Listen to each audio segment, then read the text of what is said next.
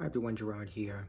The video today is going to be the day in the life of a senior cybersecurity engineer. And I want to get into the specific of exactly what the role does first. Then I'll tell you a little bit about what an engineer, senior engineer would do on a particular day, just to kind of give you an overview. So before I begin, I just want to mention I do have over 2 decades experience in IT and cybersecurity, with a focus more over the course of the last 10 to 13 years, more specialized in cybersecurity. So let's get into the details about exactly what a cybersecurity engineer role is.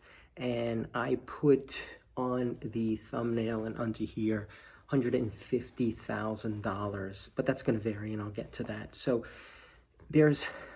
when we talk about a cybersecurity engineer, okay, senior just means, you're more of a leadership position, or at least on the advanced side. But you're going to have a wide variety and different types of cybersecurity engineers. So, like, for example, one company may be hiring a cybersecurity engineer, and their main focus may be more on, let's say, the defensive side, or maybe even more technical. In other words, configuring security systems, firewalls, VPNs, EDRs, SIEMs. You're going to see something like policies just in general, SDLC. Now, if you're more into AppSec, application security, which again encompasses cybersecurity engineer as well, then you're going to be doing the SDLC policies. I've done many of those before, where it's basically an outline of the do's and the don'ts, so on and so forth. You got procedures, you have policies. So you may get heavy on the GRC, the governance aspect. It's going to simply depend on what the job description is. So on one end, you have something, as I just mentioned, it could be more, technical. It could be a little bit of everything. I've had cybersecurity engineering jobs where I'm literally doing one day, it's completely different than the other, or it could be the second part of the day is very different than the first part of the day. For example, taking care of a bug bounty program,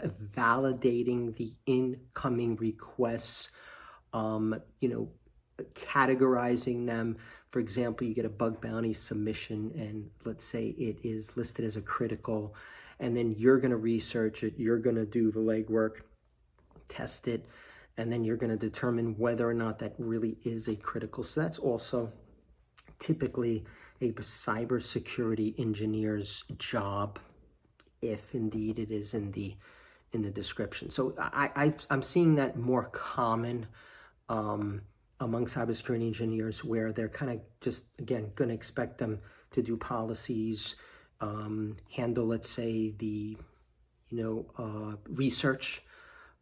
They may even do pen tests, I've been hired solely for that on different contracting jobs. But typically, when you're hired as an employee in the senior level position, you're expected to know and do a little bit of everything, and that's real typical. On the offensive security side, a cybersecurity engineer may test apps. That was something that I would constantly be doing. So you're testing the applications, you are testing APIs for weakness. You're then working closely. So if you find something, which I would, typically find vulnerabilities constantly, then you have to go ahead and create a report. You'll discuss it with that particular dev team, depending on the size of the organization. There may be many different dev teams. If it is a small organization, it may be simply, sending an email to, the small team, and then discussing that and, going about the best way for the mitigation process to take place. So there is a lot, and I don't want to, get involved with every scenario that you may encounter.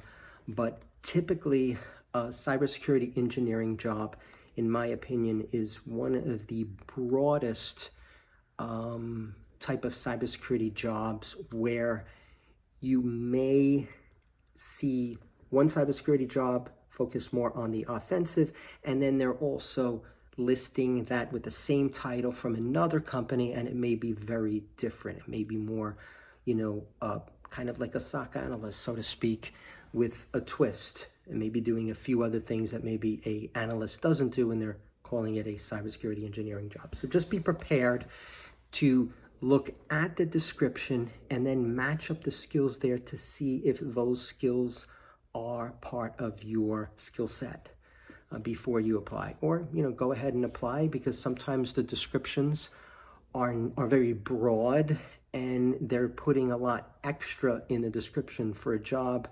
And sometimes HR just doesn't understand certain certifications, so they're just putting, some common certifications that they think would be necessary, but then the technical department may review or may interview, and then they may say, well, we don't need, let's say, the CISM for this particular position because this is more technical. But again, it may have been put initially in the job description. So I would say applying is a very good thing, and then taking it from there. I'm keeping this very general and very non-tech, but the bottom line is the thing that you have to remember for this position.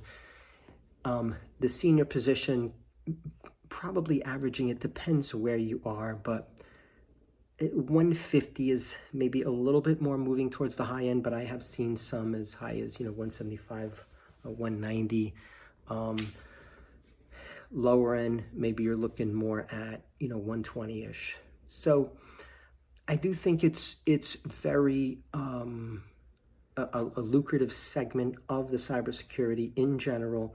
If you have the experience, I think it's a very enjoyable position if you like doing different things on a day-to-day basis. So it could be anything from pen testing, configuring firewalls, switches,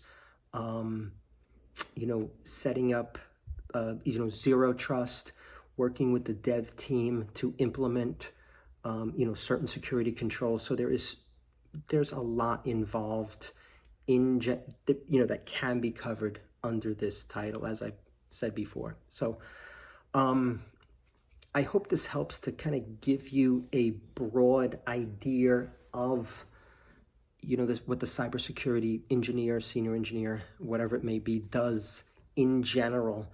And then why don't we go ahead and just quickly visit and if you can visualize how the day typically would work. And a lot of times that is going to depend what is, on the agenda. So for example, I'll just put this aside. For example, let's say you are getting ready for a pen test. So in that pen test, you have to make a list of the critical systems. You may also, for that day, have a few meetings. So let's say you are meeting with a bug bounty program representative, and you would go ahead and meet, and you may meet with a few other people depending on the size of your organization to kind of go over, let's say, different issues that maybe you might be having, and I'm just giving an example. So typically you're gonna expect some meetings. If you are working alongside a CISO, so to speak, then expect some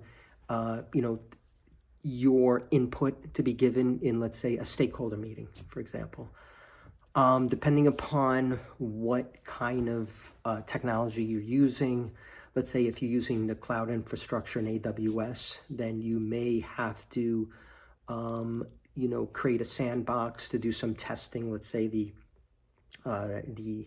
dev team is getting ready to bring an application in production. So you may have to set up a sandbox to, let's say I am testing an application for that day. Let's say I fire up the Burp Suite, try to get some scans done or manual. Most of the work is going to be done manually. I'd say probably only about 15% of vulnerabilities are picked up from scan. So you want to really dig deep. Yeah, and then once you find a vulnerability, then what you want to do is you want to kind of list it, and then you want to categorize it.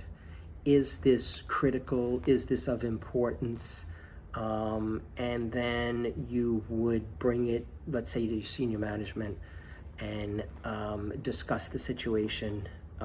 Oftentimes, a security engineer on the senior level is highly regarded, especially in my case, if you do have offensive experience, and you would explain that, yes, this is indeed, something that is of importance. I was able to find an exploit for this vulnerability. For example, let's say you are dealing with a CORS vulnerability.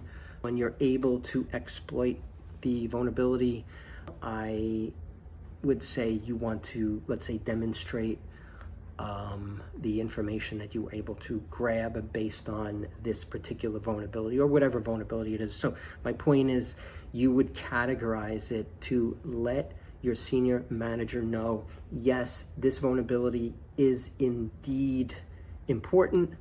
We should outline this and put this on the forefront. Or, yeah, this is, let's say, another one.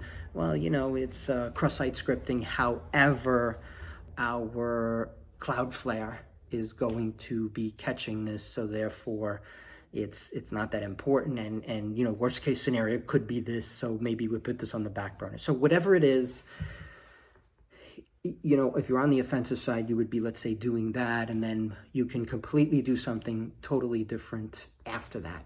You may be configuring an Azure account, AWS, if you're using AWS. You may be responding to a particular, issue of, let's say, there's an application that your company has, and there's an issue with, let's say, the third party has a bug and has an issue. So then you're completely off of this situation, and now you're jumping into something totally different, where it could be policy, as I said before. So just, if you are the type of individual that likes to do and focus on one thing, I don't think the cybersecurity engineer is for you.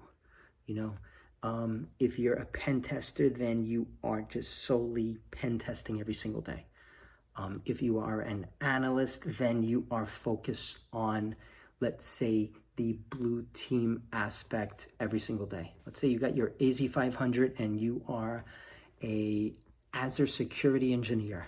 Well, you're focusing on that every day. And so again, collaboration, communication, and technology is involved, and there's a lot involved. And I think that's why the salaries typically for the cybersecurity engineer are on the higher end. So I hope that this gave you some insight on what this entails. But as I said earlier, every company has its own definition, somewhat tweaked, so to speak. The general concept is the same, but it does broadly differ depending upon the company's hiring criteria and what they deem is necessary for that particular role. So, any rate,